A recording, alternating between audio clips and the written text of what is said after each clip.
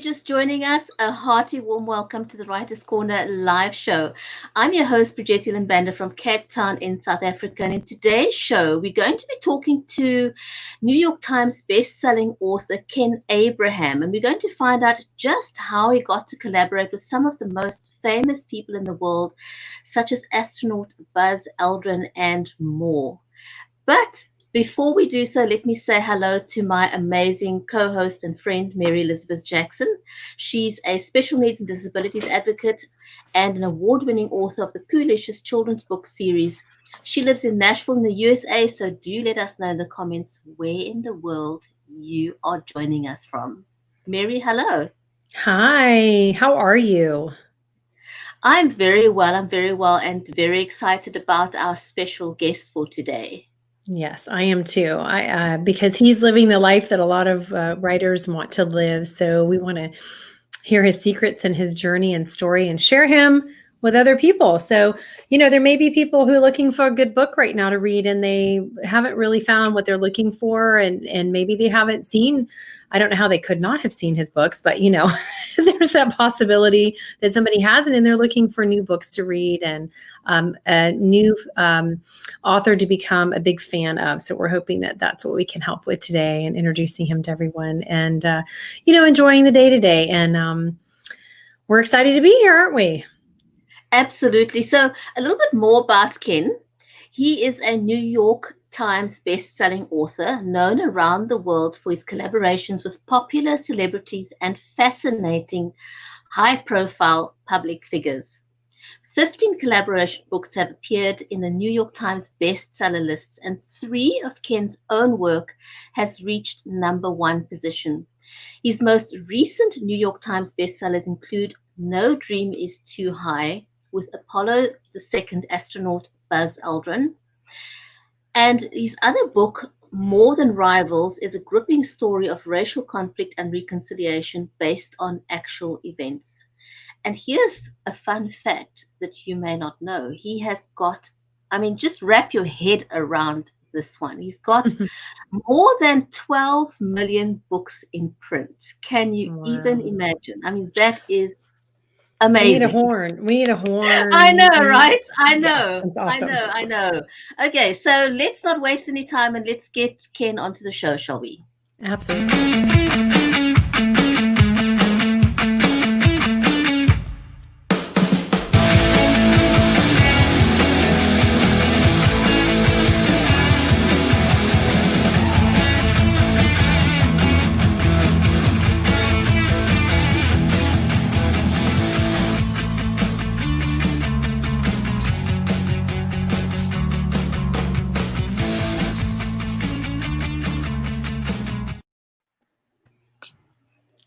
Ken, a hearty warm welcome to the show. We are so excited to have you as our special guest for today. Well, thank you. And I think you ladies have the best bumper music of any interview I've ever done. you get up and moving on this show. Yeah, you can't just sit there. Yeah. No. It makes you want to get up and jam, and then you go, I got to sit down. I got to sit down and have an interview. Dance. No. Absolutely. Thank you for making me so welcome. Thank you. Oh, you're so welcome. We're so glad you're here. We're excited. Okay, let's dive right in. We got lots of questions and want to know everything. Oh, wow. Okay. I know, right? So I'm going to jump right in. Why do you love writing so much? Was it something that came naturally to you, or did it happen over time? What was your love journey with being an author? Sure. Well, I grew up in Western Pennsylvania and in coal mining country, and you don't have a lot of writers that come out of that part of the world. And my dad owned the biggest bar in the country, not a fancy lounge or anything like that. A bar, a coal miners and factory workers bar, pub, and pub. You might think of it in those terms. And the customer, I would get up with my dad at 5 o'clock in the morning to go to work and clean the bar before our customers came in at 7 o'clock in the the morning, and they were coming in from the coal mines or going out to the coal mines, and they would stop at my dad's bar on the way. But in Western Pennsylvania, it was dark at 7 o'clock in the morning when we opened, and so my mom didn't want me to come home right away. She would stay. She said, "Stay there to bar with your dad." So I would stay behind the bar and watch these characters that came into my dad's business there, and they were characters, and I can still remember some of their names: Mike Keppins and Patsy Porto and BC Bianco and some of those guys. And they were just all ethnic characters, and so I would start writing little stories about these characters when I was probably 7, 8 years of age. And I would write about the little league games in our town, that sort of thing. I always wanted to be a writer. And nobody told me you can actually make a living doing this kind of thing. I just wanted to write. And so I remember the very first contract that I did with a major publisher in New York. And they actually said they were going to pay me to write. I said, "You're going to pay me to write? I thought I'd pay you." Yeah. So yeah, it's been with me a long time, and I'm still enjoying it to this day. So have you written a book? I know this is not on our list of questions, but have you written a book about that experience with those characters? Because what a cool book that would be. I can just see you. I can just see it. The camera moving in. You're back there hiding, watching everybody, and this whole cast of characters coming in. I haven't written that book yet, Mary Elizabeth. I'm going to, though. I have it in my mind, and I'm kind of putting it together one of these days, and to go back into that culture, because it was a different culture. I mean, the mine workers were, intense kind of guys. You've seen stories and movies about that culture. It was pretty intense, but boy, it was a great time. Our little town, we had 2,000 people in our town. And remember, my dad owned the biggest bar in our town. All right. We had 9 churches and 8 bars. So in our town. Wow. So, exactly. Wow. To do a shot and go ask God for forgiveness, right? That was it. Well, in our town, you were either a drunk or a saint, one of the two. Oh. And sometimes they kind of got mixed together a little bit. There's the title for your book. Maybe so. I'm going to go back there and write that book one of these days. Yes, absolutely. Oh my gosh, that's hilarious. I love it. I can't wait to read that. Okay, so how did you get to work with so many famous people? And what is your advice for authors who might want to do the same thing? It came out of a crisis in my own writing career. I'd written 9 books of my own under the name of Ken Abraham, of course, and they were self-help books. I started out writing for kids and then kind of graduated writing self-help books for adults and that sort of thing. I got to a place in my career where I had 2 young daughters and had built a new house and a new car and all that sort of thing.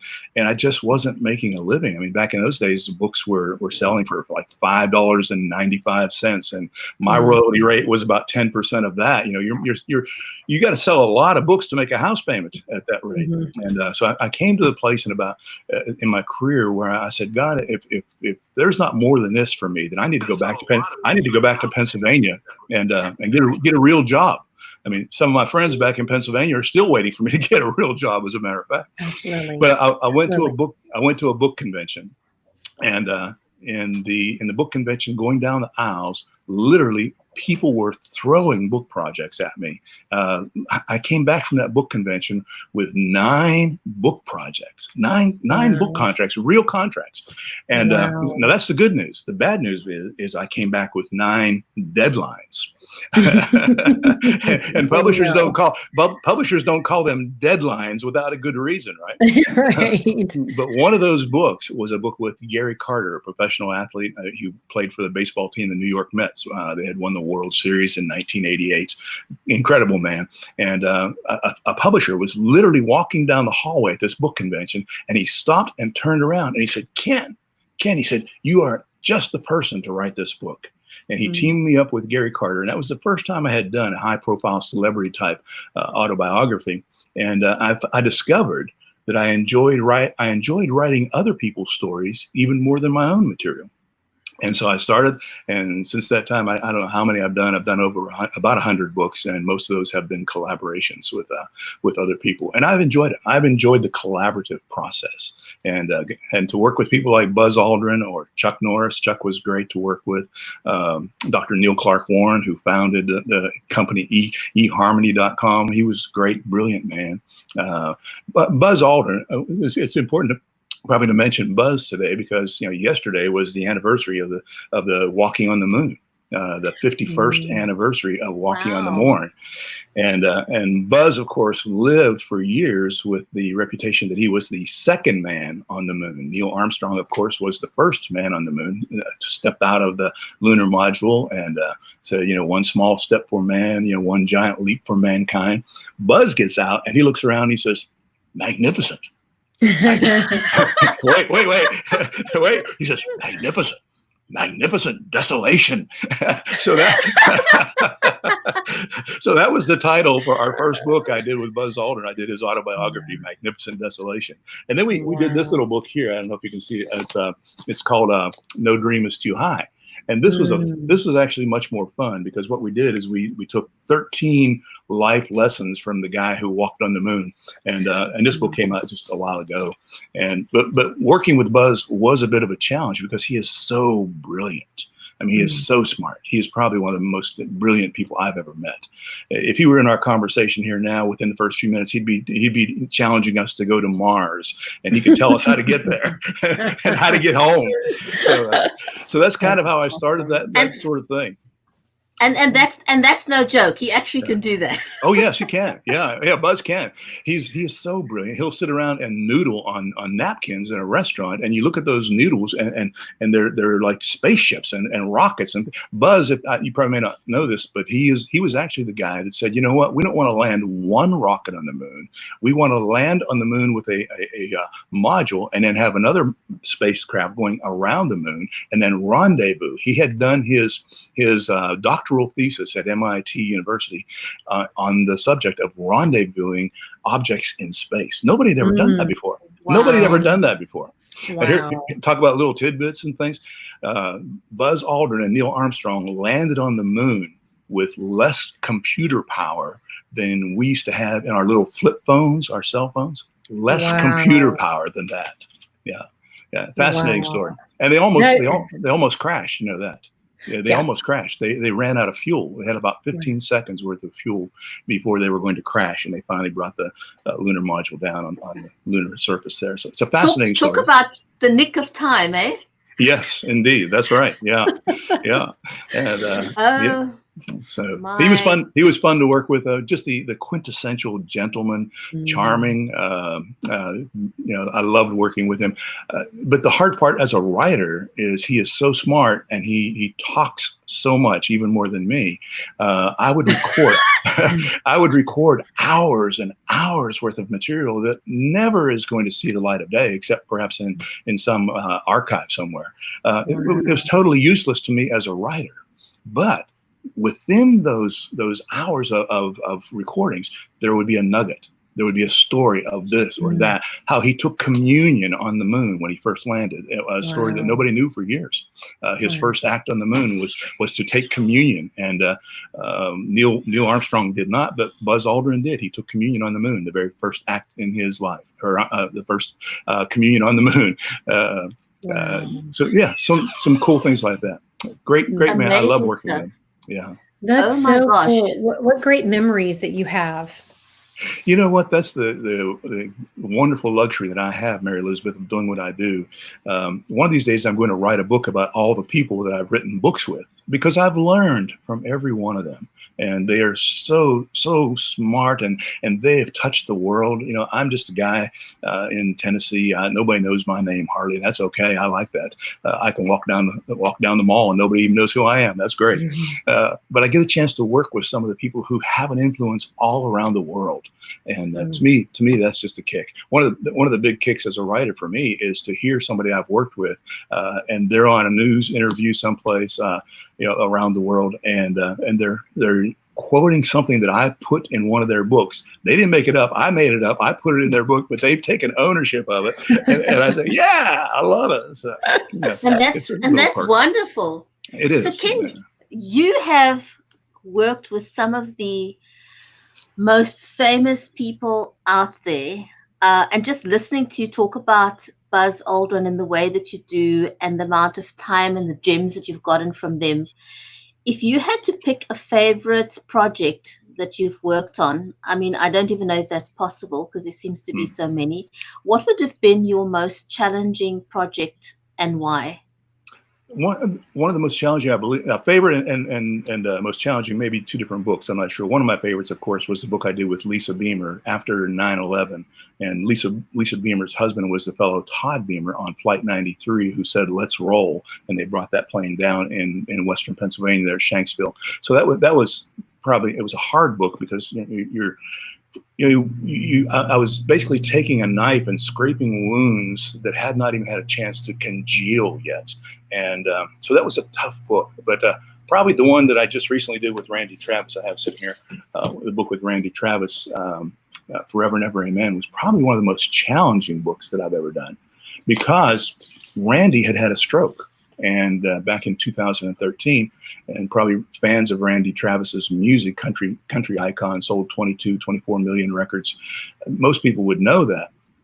But to try to write a book with somebody, he couldn't speak. He can say a few words. He can say yes, no. He refers to his wife, Mary, as a hot mama. He can say that, but he can't put a sentence together. So remember, I'm a collaborator. If you and I were working on a story, I'd say, Mary Elizabeth, how did that happen? Or Brigade, how did that happen? And you tell me the story, and I come and I write it and bring it back to you and say, now, is that what you want to say? Well, Randy couldn't do that. And so I had to go all around Nashville, all around the country, finding the stories, and then bring those stories back to Randy Travis. And his wife would literally read the stories. Mary would read the stories to him, and we, is that right? Is that wrong? And we had to work from there. So it took us almost 2 years to write that book. That's a long time for a collaboration. Wow. Yeah, that is a long time. Wow. But it's a great project. Yeah. I can understand why it took you that long, and I mean, I don't think anybody other than someone like you would even attempt a project like that. I mean, that is massive. It was a challenge, I'll say that. One of the things about it, though, is you just have to remember it's their story. And, for me, it's just another book. I mean, I take every book seriously, but for me, I'm going to be done with this book and I'm going to move on to the next. But for the person I'm working with, this is their life. And so I take that very seriously. I take it as a sacred trust. And so people say, well, Ken, how have you had so many bestsellers and all that sort of thing? Well, first of all, they'll say, what's the secret to having so many bestsellers? And I'll tell them, coffee and marshmallows. Coffee and marshmallows. That's it right there. Yeah.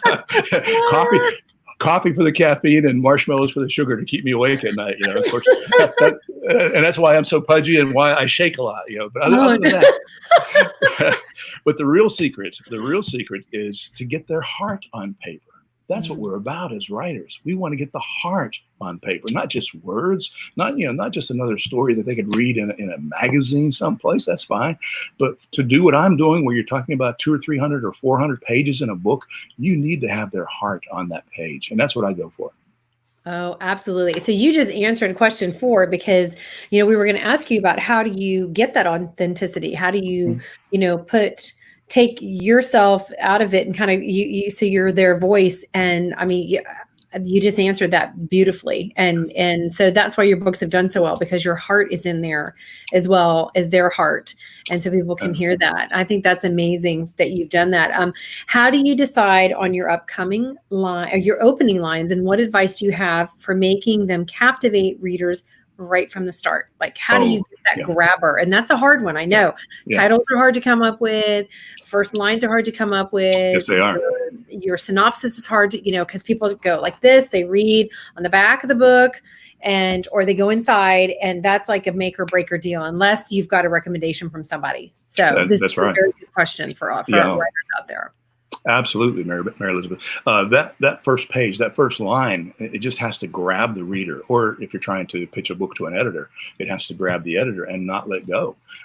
And you don't have time to, in the old days, quite frankly, you could use a really eloquent approach and talk about the weather and talk about the leaves rustling in the wind and all that sort of thing. Well, maybe so in certain kinds of books nowadays, but in most cases for what I do, I've got to grab the reader right from that first line, right from that first page. And truthfully, I will rewrite that page more than any other page in the entire book. It may be a 300-page book. I'll write that first page, maybe 10 times, maybe 20 times, maybe more. and throughout the editing process to make sure that that first line, that first paragraph pulls you into that book. And I don't want you to put that book down. Not only the first line, the other part that is so important to me is the last couple of lines of each chapter. I have some people say, well, I was reading your book at night and I put it down. I said, no, don't put it down. I want you to turn the page, and I will force you to turn the page if I can. If I can, I'll force you to turn the page and keep reading into the next chapter. And so the way I do that, I don't know, some of our viewers may not remember, but I'm an old guy. When I was a kid, they used to have a series called The Hardy Boys. And at the end of every chapter, big fan. I had those books. Well, at the end of every chapter in the Hardy Boys, they would have some kind of setup, kind of like an Indiana Jones kind of setup where they have to, have some calamity is happening, and you never know what's going to. You've got to turn the page to find out what's going to go on. I try to do that in every chapter. Every single chapter. That first page is important, but that last page of every chapter is equally important, maybe even more so, because you have to keep that reader turning the page. I don't want them to put the book down. I want them to keep reading. And somebody will come up to me and say, I picked up for example, Walk to Beautiful by Jimmy Wayne and me. They said, I started reading that book and I could not put that book down. I say, yes, that's it. Yeah. That's what we're hoping for. Huh? Yeah, you've done your job. You've done your job when people say that. Or they're quoting you, then you've done your job. And you're like, it's like a kid when you're raising a kid and you hear them say one thing that they've heard you say, that they, like my daughter, Mom, I gave some of the advice you give to me to my friend. And I'm going, oh, and I did. Yes, success. It's sort of like the same thing. Yeah, success. You asked Mary Elizabeth earlier, and I didn't quite answer the question completely. And that is, how do you do when you're working with people like this in collaboration? How do you do that? And there's one important element there that I didn't mention. You have to keep your own ego out of the way. When I first started writing, I wanted to be a voice. I wanted to be a voice making a difference in the world and saying, okay, what does Ken Abraham say about this? What does Ken Abraham say about that? Somewhere along in my career, I decided, okay, I don't want to be a voice. I want to help somebody else get their voice out there. Now, if you can't do that, you'll never be a good collaborator. If you can't set your ego aside and say, this is not about me. My job is to make this person sound better. My job is to raise the standard. Now, that doesn't mean you change their language. I had an editor working with us on Randy Travis's book that wanted to make him sound like a hick. Well, Randy Travis is not a hick. He's a country music artist, but he's very bright and he's very articulate. He's not somebody that never went to. Well, he did drop out of school. Come to think of it, but you know what I mean. You can't change the person, and so you have to lay your own ego aside and say, this book is about them. It's not about me. And that's a key. I think that's a fantastic point. And at this point, I just want to acknowledge all our live viewers on LinkedIn, on Facebook, on YouTube, on Twitter, and on Periscope. Thank you so much. Thank you for all the comments that are coming through. Much appreciated. Love having you being part of the show. And as Jamie said, I mean, that is such a huge thing that you mentioned, Ken, is getting your ego out of the way when you are being an author. So I just wanted to highlight that. And then also the fact that you mentioned you want to make it gripping, not just from the opening line, but every end of every chapter, so that people will not put that book down and keep reading your book. I love that. That's an amazing gem. So, having done everything that you've already done so far as an author, do you feel like you've reached your pinnacle of your career, or is there still something that you've got on the back burner that you're like, one day I'm going to get there? I still want to do that. Well, the answer is yes and no. I've had great success, and I thank God for that. I've had opportunity to work with people who have an influence all around the world, and I'm just this little guy from a coal mining town in Pennsylvania, and I've had a chance to work with Buzz Aldrin and Chuck Norris and all these other people, Bob Dole, all kinds of people who have had an influence in the world. So, and in one sense, I've had I have reached the pinnacle of my career. Publishers know who I am. They call me all the time. That's wonderful. On the other hand, I get up and go to work every morning. there's still more to do. And I think that's a key for a creative person. Creative people are hard to kill because I got to get out of bed and get going again. There's another book to write. I've got more to do. Right. Yeah. So people ask me all the time, well, who would you like to write with? And it changes all the time. I look at newsmakers. There's a fascinating fellow there in Israel that I would love to do a book with. I'm not sure if it would ever work because he has so many secrets, but that's Benjamin Netanyahu. He's a fascinating man that I think his story has never really been told. There have been a lot of books written about him and stories told about him. His story has never been told. So people like that come across my screen. I say, I'd be interested. Somebody asked me about Mel Gibson, and I said, that would be an interesting story. Mel Gibson would be an interesting story. Who knows? Maybe one of these days we'll do it. But I get up in the morning every morning and go to work. And that is one of the things I would encourage young writers. Because young writers, they think you write from a burst of creativity. Well, sometimes you do, but sometimes it's drudgery and you get up and you work at it and you work. I spend probably at least 8 hours, mostly 10 to 12 hours working every single day. Now, I may not be writing all that time, but I'll be in the office. I'll be working on something that has to do with the publishing process. I hear some of these young writers, and they're talking about their leisure time. I say, what is that thing you call it? Leisure time? I don't have a whole lot of leisure time. I work, and you know what? It's great, and I enjoy it. And every day I come into the office, it's exciting for me. That is awesome. Yeah. So that's what we wanted to ask you also, what is your advice looking back on your career? What is your advice to younger aspiring authors? And that's one right there that you just said, and it's very important. You do have to work at it. I want you to kind of give that answer. And then I'm curious to know, now that you're at the level you're at, do you do any of your own marketing, or you just write and the publisher takes care of everything else? For the most part, Mary Elizabeth, the publisher does that nowadays for me. I will jump in if they need me to. And because I do collaborations, if I'm working with Randy Travis, for example, they want to talk to Randy Travis on the Today Show. They don't really care about talking to me. But since Randy couldn't speak, he couldn't answer the questions, guess who went along? So I will do that. I'll go along on a lot of the promotional junkets and that sort of thing. But for the most part, by the time the book comes out, I'm at least one book, usually two, sometimes even 3 books down the road. So I'm not involved in that process too much. But it is important. And online presence is important. Social media is important. I'm as I mentioned to Bridgetti, I'm an anomaly. I don't do a whole lot of that, but it's all part of the young writer's life. And if you don't do it, frankly, publishers won't pay much attention to you because they expect you to do that now. When I first started, the publishers would put out an ad in New York Times or USA Today and to spend $250,000 on an ad for a new book. They don't do that anymore. They expect you to promote the project. They expect you to be out there peddling the book and that sort of thing. They'll help, but if you don't do your part, they won't have a whole lot of interest in you, though. Absolutely. You are 100% speaking the truth. And people who want to get into the business and have not gotten into it yet, there's some sort of a myth that you get published and then all you do is sit around and wait for royalties, and it's absolutely 100% not that truth. No. I think the writing to me is the easiest part of it. The editing your stuff or getting it edited, because when you're back here where I am, I'm not where you are, so we still have to edit and go through and then fix, if you have a publisher, you have to fix those edits.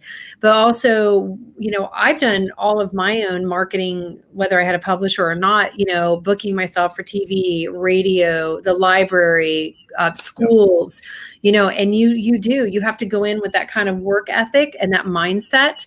Otherwise, constantly networking. Wherever you are, whatever you do, wherever you go, you have to network constantly because you never know who you're going to meet. That's right.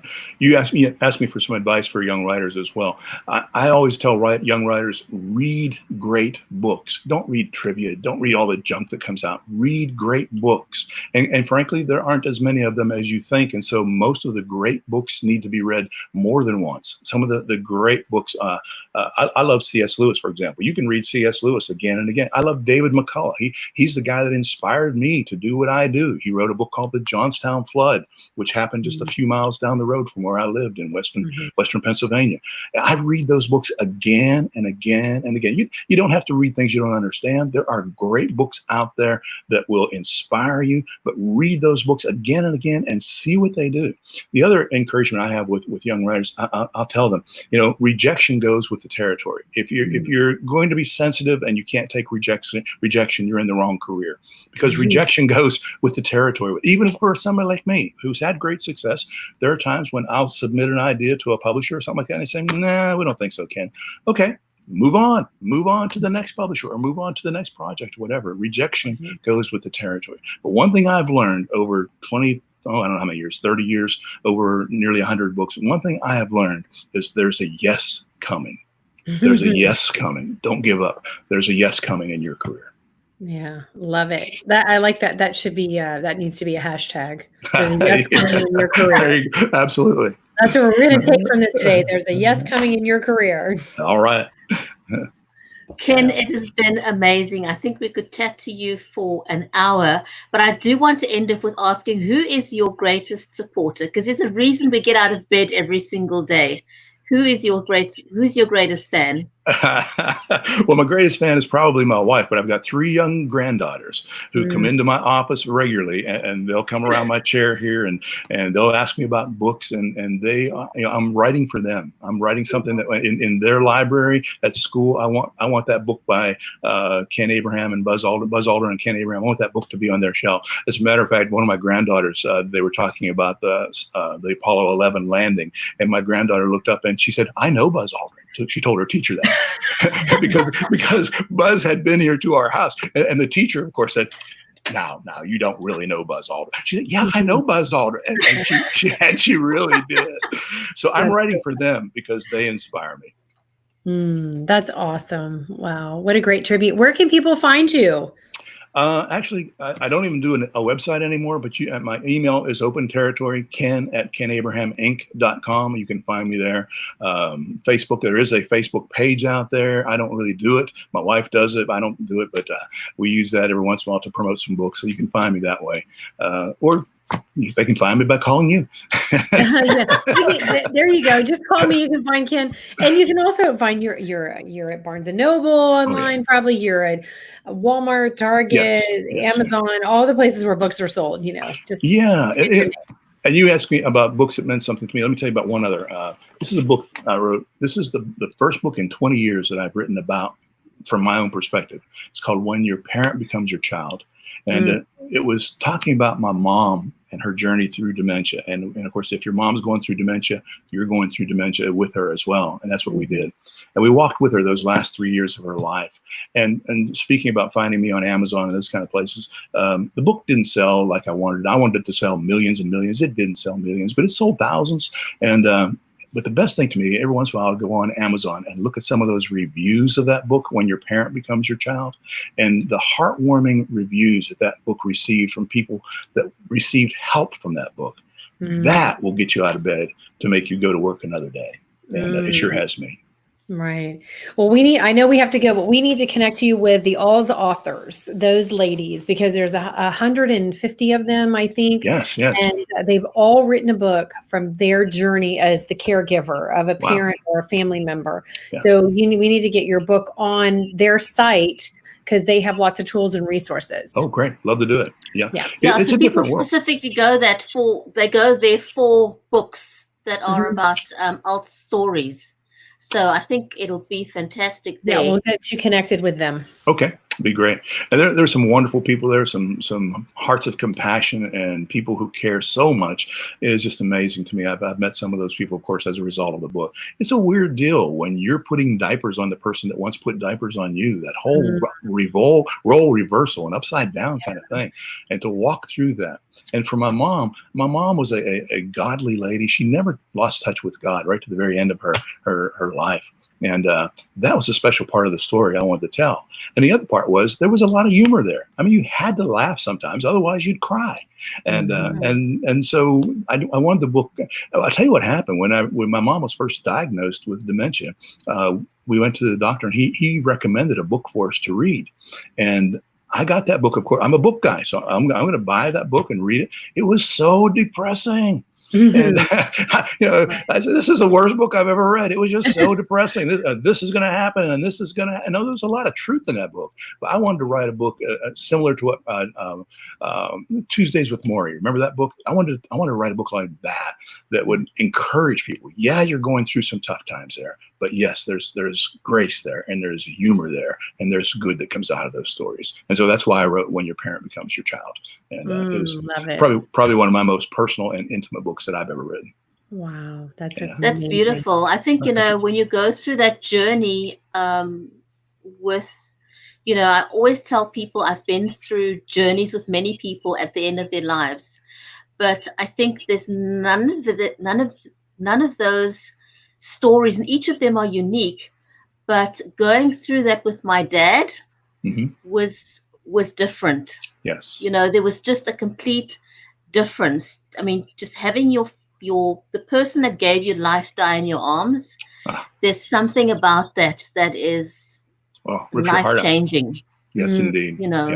That's for sure. And that's why, as writers, we want to bring hope to people who are going through those kinds of things. I don't think anything comes to us just for ourselves. If you're really going to take writing seriously, you say, everything that touches my life has been allowed to come this way so that I can use that to help somebody else. And there are people that need that kind of encouragement because they're going through what we went through. And that's a great opportunity that we have as writers to encourage somebody else. Take another step. Keep going. Don't give up. There's more. A yes is coming. Yes. I'm gonna write that book. I'm gonna write that book this afternoon. There we go. We go. There's a challenge to you. There's yes is coming. 2 books. I think that's a great title. I'm gonna come back and visit. The drunkenness come visit with you all. Yeah, there we go. Yeah. I'm gonna come and visit with you more often. I know. This was so much fun. Thank you so much for your time, and thank you for all the gems, and thank you for your friendship. Thank you so much. My pleasure indeed. Thank you for allowing me to be with you. Thank you, Ken, so much. Take care, everyone, and don't forget to write good stuff. Bye.